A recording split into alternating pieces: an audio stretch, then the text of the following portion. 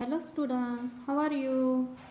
Students, in previous video we learned about the sparrow and a roadside stone and living things and non-living things. Okay, now we learn about the relationship between all things in the environment. Okay, water and air are the part of the environment. Water म्हणजे पाणी आणि हवा हे आपल्या एन्व्हायरमेंटचाच एक part आहेत. Okay, all living things need them. आणि आपल्या सगळ्यांनाच म्हणजे ऑल लिव्हिंग थिंग्सना त्याची गरज असते. Living things also need food. सर्व प्रकारच्या लिव्हिंग थिंग्सना फूडची गरज असते. They get their food from the environment. आणि ते त्यांचं जे फूड असतं ते त्यांना कुठून मिळतं तर एन्व्हायरमेंटमधून. Whatever living things need to survive they get from their environment. म्हणजे लिव्हिंग थिंग्सना जगण्यासाठी ज्या काही गोष्टी लागतात त्या त्यांना कुठून मिळतात. They get from their environment. Okay, whatever living things need to survive they get from their environment. म्हणजे लिव्हिंग थिंग्सना जगण्यासाठी जे काही अन्न वगैरे लागतं, ज्या काही गोष्टी लागतात ते कुठून मिळतात त्यांना तर they get from their environment. त्यांना ते एन्व्हायरमेंटमधून मिळतात. Okay, birds build nest. पक्षी काय करतात, घर बनवतात. मग त्यासाठी त्यांना काय हवं असतं, what they want. They need cotton, twigs, threads to build them. त्यांना कॉटन म्हणजे कापूस, काड्या आणि दोरा लागतो. Okay, they get these things from the environment. मग त्यांना हे कुठून भेटतं तर एन्व्हायरमेंटमधून. Human beings use so many things from the environment. मानवाला अनेक गोष्टी एन्व्हायरमेंटमधून मिळतात, अनेक थिंग्स मिळतात. त्यामध्ये काय तर we get cotton, wool, silk from our environment. आपल्याला एन्व्हायरमेंटमधून कॉटन, वूल, सिल्क मिळतं. त्यापासून आपण काय बनवतो, we weave cloth from them. Weave म्हणजे विणणे, त्यापासून आपण कपडे विणतो. We make things like mats, baskets, paper from materials in our environment. ह्या ज्या वस्तू बनवलेत त्या वस्तू बनवण्यासाठी आपल्याला वूड किंवा जे काही साहित्य लागणार आहे ते आपल्याला कुठून भेटतं. ज्या काही गोष्टी लागतात त्या थिंग्स आपल्याला कुठून भेटतात तर एन्व्हायरमेंटमधून.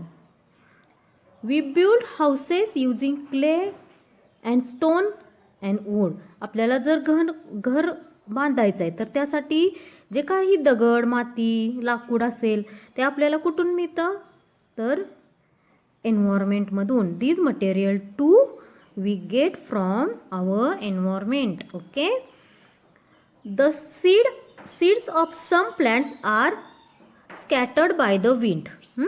वाऱ्याद्वारे अनेक बिया ज्या असतात त्या इकडं तिकडं पसरल्या जातात, विखुरल्या जातात. स्कॅटर्ड म्हणजे विखुरणे किंवा पसरणे. Okay, as a result seedlings of those plants grow in new places. मग काय होतं, त्या बिया ज्या पसरलेल्या असतात त्याच्यामुळं नवीन रोपं तयार होतात किंवा नवीन झाडांची वाढ होते. Thus plants too get help from their environment.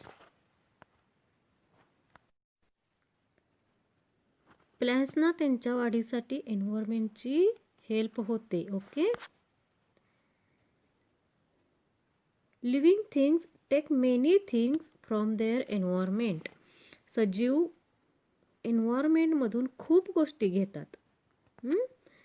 What effect does that have on the environment. त्याचा एन्व्हायरमेंटवरती काय परिणाम होतो तर animals like vultures and foxes eat the flesh of dead animals. मेलेल्या प्राण्यांचे मांस गिधाडे किंवा फॉक्स, कोल्हे याच्यासारखे प्राणी खातात आणि पोट भरता भरता they can clean the environment while they satisfy their hunger. म्हणजे पोट भरता भरता ते एन्व्हायरमेंट क्लीन करतात. ओके. आणि remains of dead animals decay. आणि त्यातून काय होतं, जे काही त्या प्राण्यांच्या उरलेलं असतं, म्हणजे त्यांचे हाडं वगैरे जे काही त्यांचे उरलेले भाग असतात ते काय होतात की remains of dead animals decay, ते भाग कुजतात आणि they mix with the soil, आणि ते मातीत मिसळतात. Okay. Leaves fall off trees, झाडांची पाने गळतात. We know leaves fall off trees. Okay. They too rot and get mix in the soil, आणि तीही काय जातात, मातीत मिसळली जातात किंवा ती सडतात. रॉट म्हणजे सडणे किंवा कुजणे. Okay. This makes the soil fertile, म्हणजे ती जी पानं कुजलेली असतात त्याच्यामुळं खत तयार होतं, जमीन कसदार होते. Okay. Plants get nourishment from fertile soil, म्हणजे त्यापासून काय होतं, कसदार मातीमुळे वनस्पतींचे पोषण होते. Okay. Thus living things bring about changes in non living things too, म्हणजेच निर्जीव वस्तूंमध्येही सजीवांमुळे बदल घडून येतात. Okay. Can you tell a sheep's body is covered with wool. A sheep's body is covered with wool. We know the sheep's body is covered with wool. Okay. The sheep feeds on leaves of shrubs. The sheep feeds on leaves of shrubs. ज्या वेळेला ती गवत वगैरे खात असते किंवा झाडे झुडपामध्ये शिरते, तेव्हा तिच्या त्या वूलमध्ये, तिच्या त्या शरीरावरती जे केस असतात त्याच्यामध्ये बिया अडकतात, आणि त्या बिया काय होतात, as it does so the seeds of some shrubs can be caught in the its wool. आणि त्या अडकलेल्या बिया, when the sheep goes somewhere else the seeds may fall off there. आणि त्या इकडं तिकडं जेव्हा चरत असतात किंवा ते झुडपामध्ये पानं वगैरे खात असतात तेव्हा ते इतरत्र पडतात, आणि त्यापासून काय होतं, thus the sheep helps new seedlings of the shrubs to grow many different places. म्हणजे इकडं तिकडं वेगवेगळ्या ठिकाणी गेल्यामुळे त्या बिया पडतात आणि त्याच्यामुळं काय होतं, तिथं नवीन नवीन झाडं तयार होतात. Thus the sheep helps new seedlings of the shrubs to grow in many different places. Okay. म्हणजे तिथं वेगवेगळ्या ठिकाणी वेगवेगळी रोपं तयार व्हायला मदत होते. In this way the sheep and the shrub helps each other. Means म्हणजे प्राणी आणि वनस्पती एकमेकांना मदतच करतात, होय की नाही. Okay. Now what we have learned. There are many things in our environment. Some of them are living things and some are non living things. म्हणजे आपल्या परिसरात अनेक वस्तू आहेत, त्यातल्या काही सजीव तर काही निर्जीव आहेत. Okay. Living things can move on their own. सजीव स्वतःहून हालचाल करतात. Living things need food. Food helps them to grow. सजीवांना अन्न लागतं आणि त्यामुळे त्यांची ग्रोथ होते, वाढ होते. Okay. Living things produce young ones like themselves. म्हणजे लिव्हिंग थिंग्सपासून त्यांच्यासारखेच दुसरे नवीन सजीव तयार होतात. Living things are of two kinds, plants and animals. सजीवांमध्ये काही काय असतात, प्लॅन्ट्स असतात तर काही ॲनिमल्स असतात. Okay. Living things get all that they need from their environment.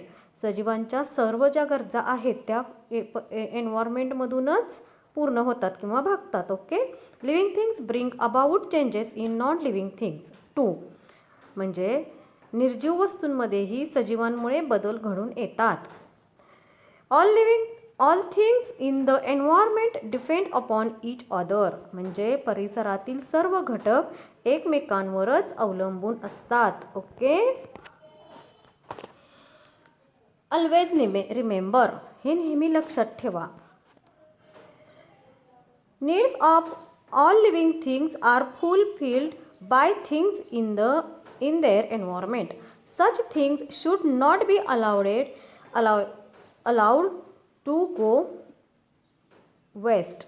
We must take care that we do not cause harm to the environment. म्हणजे परिसरातून आपल्याला ज्या वस्तू मिळतात, ज्या वस्तूंमुळे सर्व सजीवांच्या गरजा भागतात, अशा वस्तू वाया जाऊ देऊ नयेत आणि एन्व्हायरमेंटची आपल्या हातून हानी होऊ नये याची काळजी आपणच घेतली पाहिजे. Okay, see you in next video.